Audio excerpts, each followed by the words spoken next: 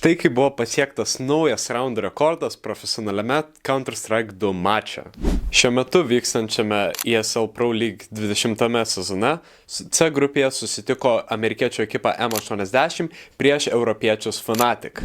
Šio mačo laimėtojas praeina į atkrintamųjų etapą, tai akivaizdu, kad abi komandos turi žaisti savo geriausią žaidimą. Ir jos tikrai tą padarė. Pirmojo Anubis žemėlapio rezultatas visą laiką buvo toks tolygus, kad pats žemėlapis užsitęsė iki 71 raundų. Tai yra iš viso 8 pratęsimai ant jau visų pražaistų pilnų 24 paprastų raundų. Mačas truko taip ilgai, kad netgi turnyro administratoriai po 61 raundo išleido žaidėjus 5 minučių pertraukėliai. And we are in fact getting a bathroom break here.